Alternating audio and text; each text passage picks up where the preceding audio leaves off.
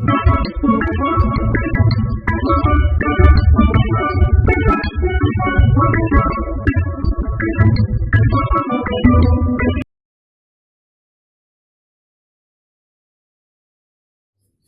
दोस्तों, मेरा नाम प्रखर श्रीवास्तव और आपके अपने चैनल मैथ्स मंथ बाय प्रखर सर में आप सभी का स्वागत है।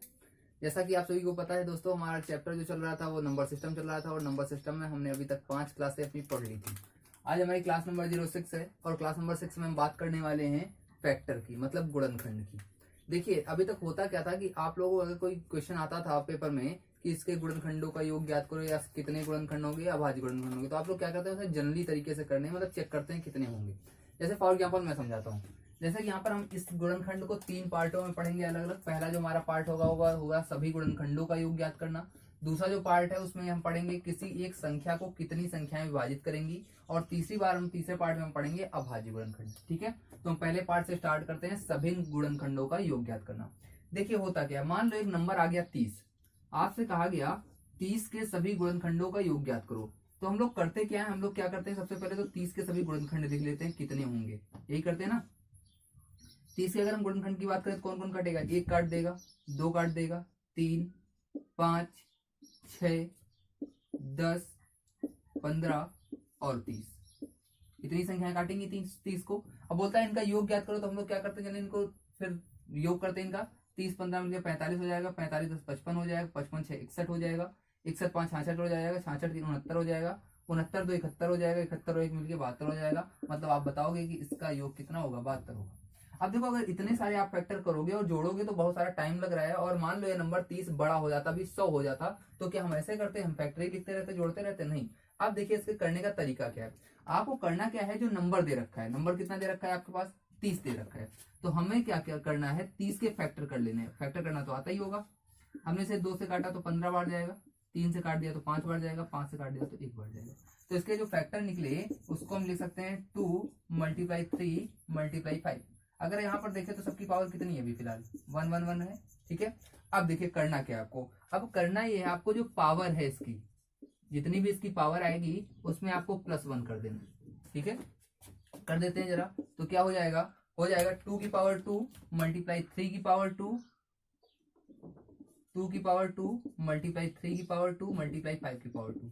एक एक इंक्रीज कर दिया सब में। ठीक है, अब क्या करना है, अब आपको -1 करना है, मतलब 1 घटा देना है। तो जब 1 घटाएंगे तो क्या लिखेंगे इसे हम, तो इसे हम लिख सकते हैं 2 की पावर 2 - 1 × 3 की पावर 2 - 1 × 5 की पावर 2 - 1, यही लिखेंगे। अब देखिए, आपको जो बेस नंबर है उसका डिफरेंस देखना है कितना है। अब अगर बेस नंबर की बात करें तो यहाँ पर 2 है, यहाँ पर क्या है, 1 है। 2 और 1 में कितने का अंतर, 1 का, तो हमने लिख दिया नीचे 1। यहाँ पर अगर बेस नंबर की बात करें 3 है और 1 है, 3 और 1 में कितने का अंतर, 2 का, तो 2 नीचे लिख दिया। यहाँ 5 और 1 में कितने का अंतर, 4 का, तो 4 लिख दिया। अब अगर हम देखें 2 की घात 2 का मान 4, 4 में 1 जाएगा 3, 3 बटे 1 तो 3 ही होगा। 3 घात 2 का मान 9, 9 में 1 जाएगा 8, 8 बटे 2 बराबर कितना, 4 होता है। 5 का स्क्वायर मतलब 25, 25 में 1 जाएगा 24, 24 बटे 4 बराबर 6 होता है। मल्टीप्लाई कर लीजिए, 4 3 12, 12 6 72। तो आप देख रहे थे, आप यहाँ भी आपका आंसर 72 था और यहाँ भी आपका आंसर 72 है, मतलब आपका क्वेश्चन क्या है, सही लगा हुआ है। ठीक है, तो आप अगर इस प्रोसेस से करेंगे तो आपका जो क्वेश्चन है वो बहुत जल्दी हो जाएगा और फैक्टर आपका छूटेगा भी नहीं। देखिए सबसे बड़ा यहाँ पर चीजें यहाँ पर क्या हो जाती है, मान लो अगर एक भी फैक्टर आपका छूट गया तो आपका आंसर क्या कर देगा, गलत कर देगा ना। फिर आप ढूंढते रहोगे कौन सा वाला छूटा है। इससे अच्छा आप क्या है, प्रोसेस तरीके से करिए। एक और एग्जांपल समझिए, मान लिया 100 दे रखा होता, अभी जिसकी हम बात कर रहे थे, तो हम क्या करते हैं, 100 के फैक्टर निकालते हैं, जैसे आप लोग निकालते हैं, है ना। एक बार चेक करके आपको दिखाते हैं। 1 से कटेगा, 2 से कटेगा, 4 से कटेगा, 5 से कटेगा, 10 से कटेगा, 20 से कटेगा, 25 से कटेगा, 50 से कटेगा और 100 से कटेगा। इतनी कटेंगी। इन सबका योग बताना होता है। 150 150, 175, 195, 205, 210, 214, 216 और 217, मतलब इसका एडिशन कितना आ गया, 217 आ गया। आप सोचो अगर इनमें से एक भी नंबर आपका छूट गया तो यहाँ पर 217 नहीं आएगा, ये गलत हो जाएगा आपका क्वेश्चन। ठीक है, तो आपको करना कैसे है वो आपको पता है। आपको क्या करना है, जो नंबर दे रखा था 100, इसके हमें फैक्टर कर लेने हैं। तो इसके हम फैक्टर कर लेते हैं जरा। 2 से काटेंगे तो 50 बार, 2 से काटेंगे तो 25 बार, 5 से काटेंगे 5 बार, 5 से काटेंगे तो 1 बार। तो इसको हम लिख सकते हैं 2 की पावर 2 × 5 की पावर 2। भाई 2 यहाँ पर 2 बार आया तो इसलिए 2 घात 2, 5 2 बार आया तो 5 घात 2 हो गया। अब क्या करना था, +1 करना था किसमें, पावर में, यही तो करना था। तो आप पावर में +1 कर देंगे। तो 2 की घात 2 है, अगर पावर में +1 करेंगे तो क्या आ जाएगा, 2 की घात 3 मल्टीप्लाई 5 की घात 2 है, पावर में +1 तो 5 की घात 3 हो जाएगा। अब क्या करना है, -1 करना है, तो आ जाएगा 2 की पावर 3 -1 मल्टीप्लाई 5 की पावर 3 -1। सही है। अब क्या करना है आपको, अब बेस वाले नंबरों का डिफरेंस नीचे लिखना है। बेस वाले नंबर कितना है, 2 और 1, 2 और 1 में कितने का अंतर, 1 का। 5 और 1 में कितने का, 4 का। लिख दिया। अब देखिए, अब इसको सॉल्व कर लिया। 2 की घात 3 मतलब 8, 8 में 1 जाएगा 7, 7 बटे 1 बराबर 7 ही होगा मल्टीप्लाई। 5 की घात 3 मतलब 125, 125 माइनस 1 124, 124 में 4 जाएगा तो सॉरी 124 को जब 4 से डिवाइड करेंगे तो 31 आ जाएगा, और 7 गुणित 31 कितना होता है, 270 होता है। मतलब आपका ये आंसर और ये आंसर क्या हो गया, मैच हो गया। इस प्रकार से आप चाहे जितना बड़ा नंबर दे रखा हो, आप उसके क्या कर सकते हैं, सभी गुणनखंडों का योग ज्ञात कर सकते हैं। तो उम्मीद करता हूँ आपको समझ में आ गया होगा। अगर आपको मैं आपको एक एग्जांपल देता हूँ तो आप उसको करके देखिएगा। मैंने एक नंबर दिया आपको 200, मैंने पूछा आपसे ये कि 200 के सभी गुणनखंडों का योग ज्ञात करो। अगर प्रोसेस आपके समझ में आया है तो आप इसे एक बार करके देखेंगे, और अगर नहीं आता है तो आप हमें कमेंट बॉक्स में बता सकते हैं। अब हम सेकंड वाला पार्ट पढ़ेंगे, किसी एक संख्या को कितनी संख्याएं विभाजित करेंगी। मान लो एक नंबर दे दिया गया आपको 60, और आपसे कहा गया 60 को कितनी संख्याएं विभाजित कर देंगी। तो हम लोग जल्दी ऐसे चेक करते हैं कितनी करेंगी। तो 1 से कट जाएगा, 2 से कट जाएगा, 3 से कट जाएगा, 4 से कटेगा, 5 से कटेगा, 6 से कटेगा, 10 से कटेगा, 12 से कटेगा, 15 से कटेगा, 30 से कटेगा, 60 से कटेगा। इतनी संख्याएं हो गई। 1 2 3 4 5 6 7 8 9 10 11। ये कोई नंबर छूट रहा है, एक नंबर छूटा हमारे पास 20। ठीक है, एक नंबर हमारा छूट गया था 20। अब यही होता है कि अगर एक नंबर छूट गया तो आपका क्वेश्चन क्या हो गया, गलत हो जाएगा। तो अब अगर चेक करें 1 2 3 4 5 6 7 8 9 10 11 12, मतलब कुल कितनी संख्या में विभाजित करेंगी, 12 संख्या 60 को विभाजित करेंगी। अगर एक भी नंबर छूटा तो आंसर आपका गलत हो गया। अब देखिए आपको इसे करना कैसे है। आपको क्या करना है, सेम उसी तरीके से 60 के फैक्टर कर लेने। 60 के हमने फैक्टर कर लिया तो क्या 2 से कटेगा 30 बार, 2 से कटेगा तो 15 बार, 3 से कटेगा 5 बार, 5 से कटेगा तो 1 बार। मतलब इसे हम लिख सकते हैं 2 की पावर 2 मल्टीप्लाई 3 की पावर 1 मल्टीप्लाई 5 की पावर 1। ये करना था। अब क्या करना है, सेम वही कंडीशन आपको लगानी है। जो पावर लगी होगी, जो घात लगी होगी, उसमें क्या करना है, +1 कर देना है। चलो घात में +1 कर लेते हैं भाई। तो 2 की घात 2 लिखा है तो क्या लिख देंगे, 2 की घात 3 मल्टीप्लाई 3 की घात 1 है तो 3 की घात 2 हो जाएगी, 5 की घात 1 है तो 5 की घात भी कितनी हो जाएगी, 2 हो जाएगी। अब आपको करना क्या है, जो घातें लगी हुई, जो पावर से लगी हुई है, पावर यहाँ कितनी 3, यहाँ कितनी 2, यहाँ कितनी 2, इनको क्या करना है, आपको मल्टीप्लाई कर देना है। मतलब कि 3 मल्टीप्लाई 2 मल्टीप्लाई 2, अगर 3 दूना 6, 6 दूना 12, मतलब आपका आंसर क्या हो गया, 12। यहाँ से ये मैच हो गया। ठीक है, एक और क्वेश्चन को समझ लेते हैं, एक और एग्जांपल समझते हैं, इसको रख कर ले। मान लिया अगर यहाँ पर दे रखा होता 100, एक बार फिर से 100 का एग्जांपल। मान लिया यहाँ पर 100 दे रखा होता तो हम क्या करते, 100 के फैक्टर पहले तो आप गिनते एक एक करके, है ना, बहुत सारा टाइम भी लगता है इसमें। 1 से कटेगा, 2 से कटेगा, 4 से कट जाएगा, 5 से कट जाएगा, 10 से कट जाएगा, 20 से कट जाएगा, 25 से कट जाएगा, 50 से कट जाएगा, 100 से कट जाएगा। मतलब 100 के फैक्टर अगर की बात करें तो 1 2 3 4 5 6 7 8 9, मतलब 100 के 9 फैक्टर आएंगे। ठीक है, आपको कुछ नहीं करना है, 100 के फैक्टर कर लेना है अपने अकॉर्डिंग। 100 लिख दिया मैंने, 100 के हमने फैक्टर कर लिए। 2 से कटेगा 50 बार, 2 से कटेगा 25 बार, 5 से कटेगा 5 बार, 5 से कटेगा 1 बार। ठीक है, तो क्या आ जाएगा, 2 की पावर 2 मल्टीप्लाई 5 की पावर 2, है ना, 2 2 बार, 5 भी 2 बार, तो 2 की घात 2 मल्टीप्लाई 5 की घात 2। अब क्या करना है आपको, जो पावर लगी हुई है उसमें क्या करना है, +1 कर देना है। तो पावर में +1 कर दीजिए। 2 की घात 2 लिखा तो क्या आ जाएगा, 2 की घात 3 आ जाएगा। 5 की घात 2 लिखा तो कितना आ जाएगा, 5 की घात भी 3 आ जाएगा। अब जो घातें लगी हुई हैं उनका क्या करना था, गुणा करना था। अब घातें कितनी, यहाँ पर 3, यहाँ पर 3, क्या आ जाएगा, 3 मल्टीप्लाई 3 कर लो कितना, 9। और आप देख लो ये आंसर क्या हो रहा है, मैच हो रहा है। मतलब अगर आप इस प्रोसेस से करेंगे तो पेपर में आपका क्वेश्चन गलत भी नहीं होगा और आपका कोई फैक्टर छूटेगा भी नहीं। जबकि इस प्रोसेस से करने में आपको क्या होता है कि आपका एक भी अगर छूट गया, जैसे कि अभी मेरा एक बार 20 छूटा था, उस प्रकार अगर एक भी छूटा तो आपका क्या हो जाएगा, क्वेश्चन गलत हो जाएगा, आंसर आपका गलत हो जाएगा। ठीक है, टफ करते हैं। उम्मीद करता हूँ आपको ये भी समझ में आ गया होगा। अगर आपको समझ में आ गया है तो एक बार फिर से आप 200 में देखेंगे 200 को कितनी संख्याएं विभाजित करेंगी। ठीक है, हम आपको आंसर इसका निकाल के बता दें 200 का। चलिए हम 200 का निकाल के आपको बता देते हैं। 200 100 आएगा, 250 आएगा, 225 आएगा, 5 1, मतलब इसे हम ले सकते हैं 2 की पावर 3 मल्टीप्लाई 5 की पावर 2। सही है, पावर में 1 इंक्रीज करना है तो यहाँ पर पावर 3 है तो कितनी हो जाएगी, 4 हो जाएगी। यहाँ पर पावर 2 है तो कितनी हो जाएगी, 3 हो जाएगी। मतलब हम कह रहे हैं कि 200 को कुल 12 संख्याएं ऐसी होंगी जो विभाजित करेंगी। लो इतनी जल्दी से हो गया ये क्वेश्चन, ठीक है, रख करें। चलिए अब हम अपने तीसरे पार्ट को पढ़ने वाले हैं। यहाँ पर हमें क्या याद करना है, अभाज्य गुणनखंड याद करना है। अगर कभी हमें प्राइम फैक्टर निकालने हो तो हमें क्या करना होगा, आइए इसे भी सीख लेते हैं। इससे पहले अगर आपको ये मंत्र समझ में आ रहे हैं तो आप लोग क्या करेंगे, चैनल को लाइक करेंगे, सब्सक्राइब करेंगे और ज्यादा से ज्यादा अपने दोस्तों को शेयर करते रहेंगे ताकि हम आपको और नए नए मंत्र देते रहें।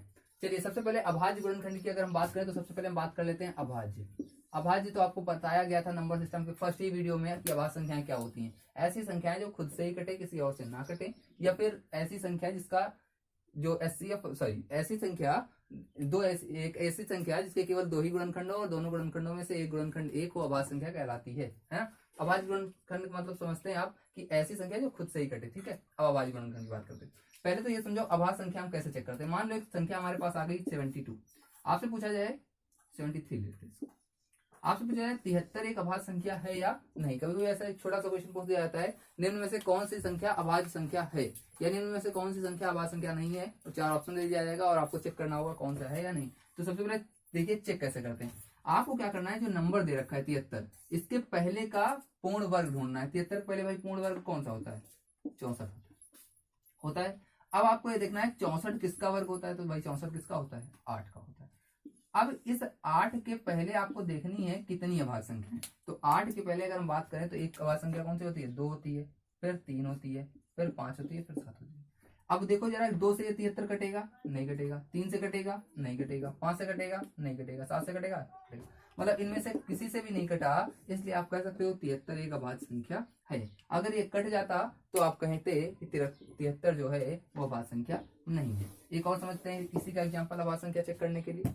मान लिया एक क्वेश्चन आ गया 87, 87, आपसे कहा जाए 87 पूर्ण वर्ग है, 87 अभाज्य संख्या है नहीं, तो आपको क्या करना, 87 के पहले का पूर्ण वर्ग लेना। 87 के पहले पूर्ण वर्ग कौन सा, 81, 81 का पूर्ण वर्ग, 81 का वर्गमूल होता कितना, 9।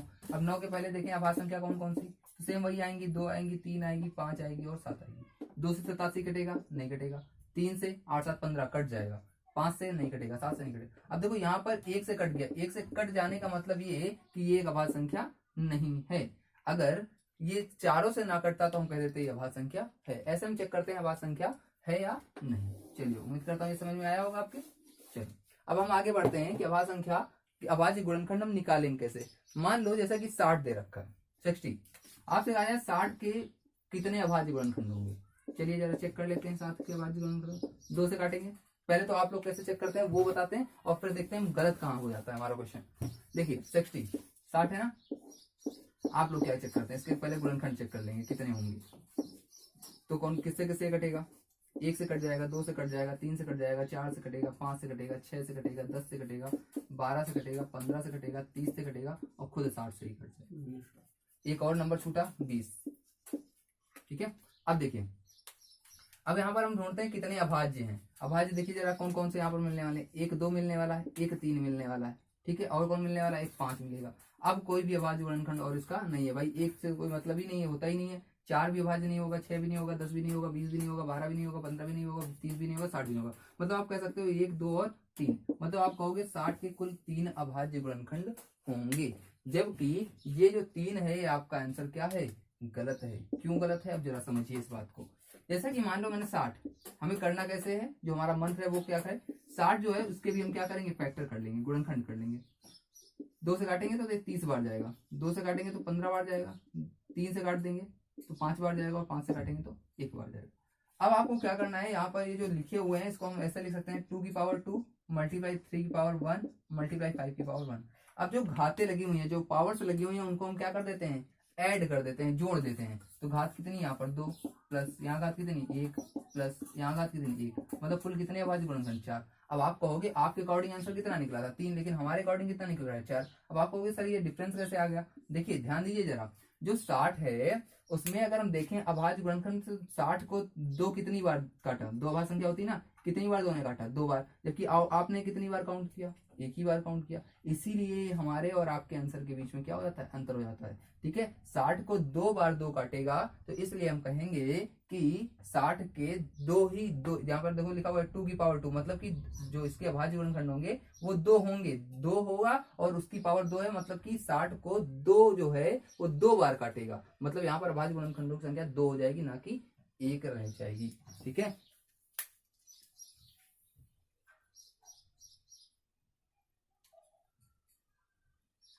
देखिए इसे एक एग्जांपल में भी समझिए। मान लिया कि आपके पिताजी के 2 बेटे और 1 बेटी है। ठीक है, अगर कहा जाए कि आपके पिताजी के 2 बेटे हैं और 1 बेटी, मतलब 2 सन है और 1 डॉटर है, अगर आपसे कहा जाए उनके कुल कितने बच्चे, तो आप 2 + 1 = कितना, 3 तो बताओगे ना। अब देखो आप कर क्या रहे हो, अब आप कह रहे हो कि सन यहाँ पर भी 1 बार काउंट हो रहा है और डॉटर भी 1 बार काउंट, मतलब आपके अकॉर्डिंग फिर 2 ही बच्चे निकलेंगे, जबकि आप देख रहे हो कि यहाँ पर बच्चों की संख्या कितनी है, 2 है। सेम वही कंडीशन वहां पर भी लगेगी कि जो आपने काउंट किया उसमें सिर्फ आपने 2 को एक ही बार काउंट किया, जबकि उनके बच्चे 2 थे, मतलब कि वो 2 बार कटा था। एक और नंबर चेक कर लेते हैं, जैसे कि मान लो लिखा होता 12 × 60, एक ऐसा भी क्वेश्चन देखा गया है, 12 × 60 में अभाज्य गुणनखंडों की संख्या कितनी होगी। तो आपको कुछ नहीं करना है, आप क्या करेंगे, 12 के गुणनखंड कर लेंगे। 12 के गुणनखंड कितना आ जाएगा, 2 से काटेंगे 6 बार, 2 से काटेंगे 3 बार, 3 से काटेंगे 1 बार, मतलब 12 के गुणनखंड की बात करें 1, 2 और 3, मतलब 12 में कितने गुणनखंड आ गए, 3।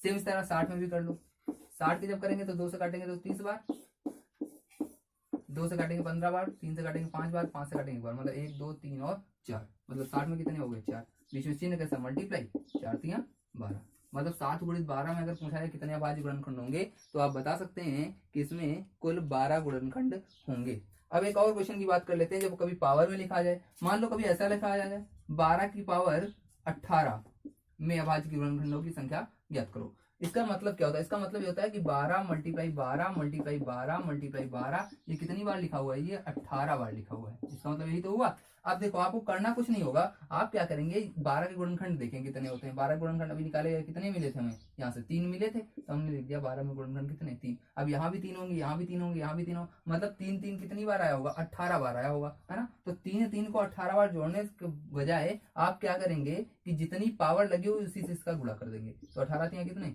54। मतलब अगर पूछा जाए 12 की घात 18 में कितने अभाज्य गुणनखंड, तो कुल 54 अभाज्य गुणनखंड। कैसे निकाले हमने, 12 के फैक्टर कर लिए, तो कितने के फैक्टर आए, 3 आए, 3 आए, तो मतलब 1 12 में तो 3 बार आएगा, तो 18 बार 12 लिखा, तो 18 में कितनी बार आएगा, 3 × 18 मतलब 54 बार आएगा। सही है। अभी एक और क्वेश्चन की हम बात कर लेते हैं, मान लो लिखा होता,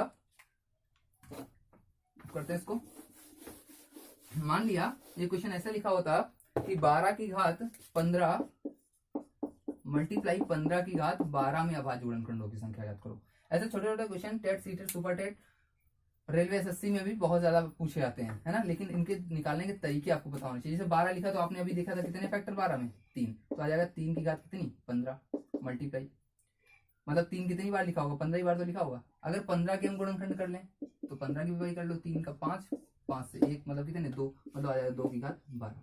मतलब अगर 12 की बात करें तो 12 में गुणनखंड आए 3, और 15 की बात करें तो 15 गुणनखंड आए 2, यही मतलब है। अब देखो आपको करना क्या है, जो घाते लगे उसी से मल्टीप्लाई कर देना है, मतलब आ जाएगा 3 × 15,